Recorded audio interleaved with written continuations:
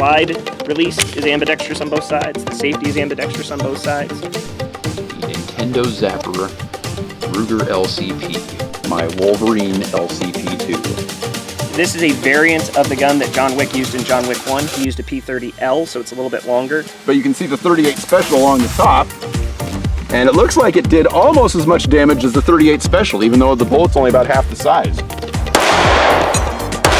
Shoot her! Yes! For science.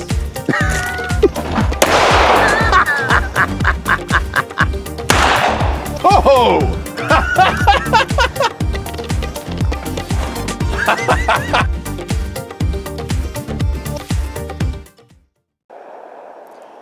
Hey guys, and welcome back to my YouTube channel.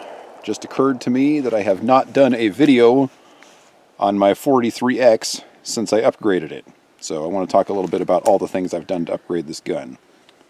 This was about $475 out of the box, and I've added quite a few things to it. I added extended controls, one. I really like the extended slide release button. Really like that a lot.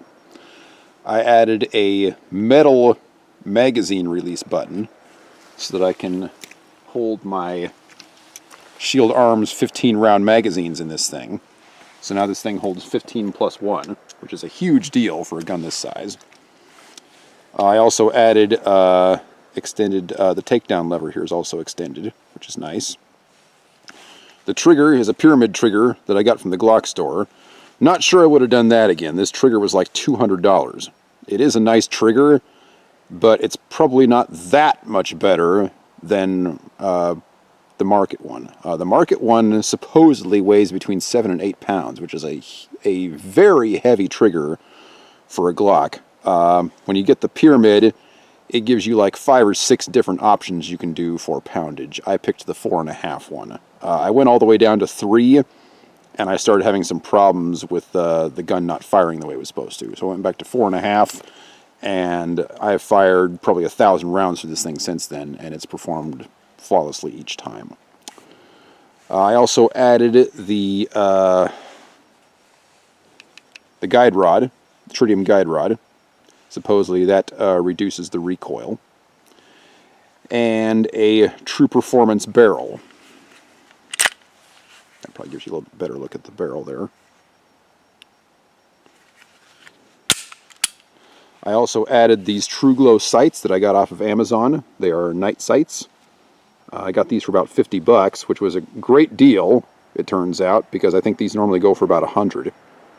And I really like them, especially the orange dot in the front.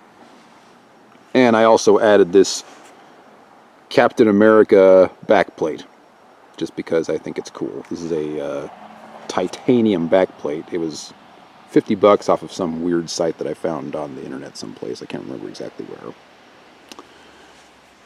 But yeah, all in all, I've probably got $800 tied up in this gun, something like that.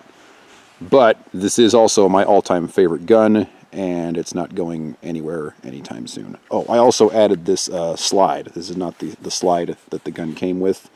I got this off of eBay. It's machined with the slots in the front and the top for blowback and recoil purposes. If I had to do it again, I would probably get one machined for a red dot on the top. At this point in time, I am not a big fan of red dots and have no plans to get one. But that seems to be all the craze with new gun owners these days.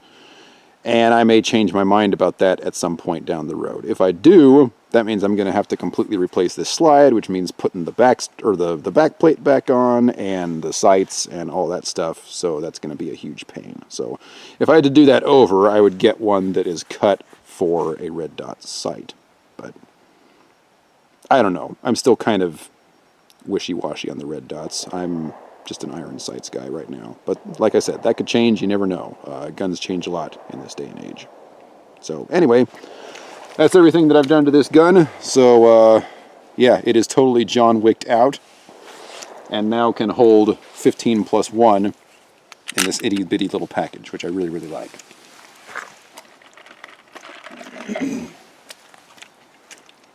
So, it's only about 40 degrees out here, And we've already been out here for several hours. My hands are cold, but I'm going to try and do a little bit of shooting with this one.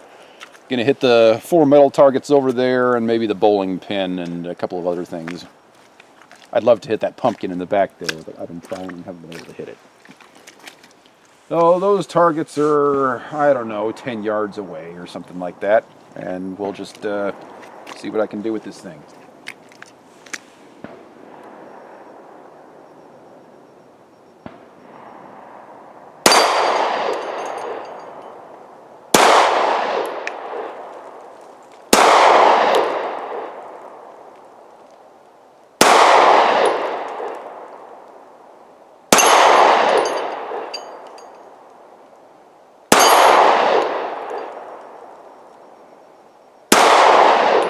I don't want to hit that one for some reason.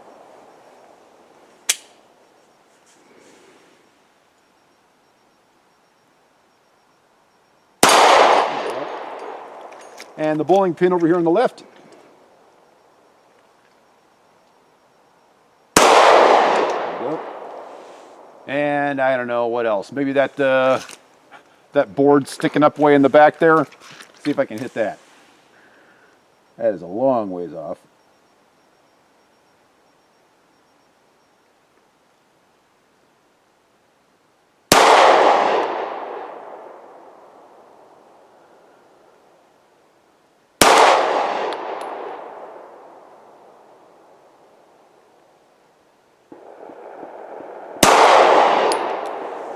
Yeah, I can't tell if I'm hitting it or not. The holes might be going through it. I don't know.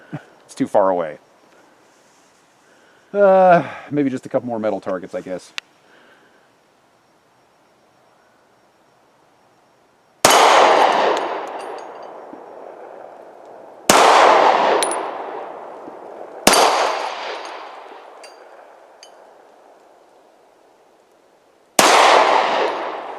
And I'm out.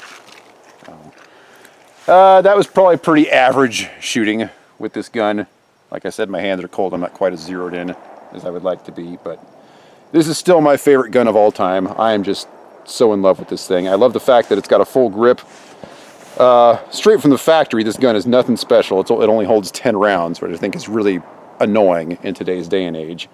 With all the guns that are tinier than this one that can hold 11, 12, 13, there is no reason at all that this shouldn't come straight from the factory being able to hold 15 rounds. But thanks to Shield Arms, this gun can do that, and that combined with the nice full grip and the fact that it's still nice and compact and the fact that it shoots so well makes this my favorite handgun of all time. Anyway, thanks for watching, and I'll see you in the next one.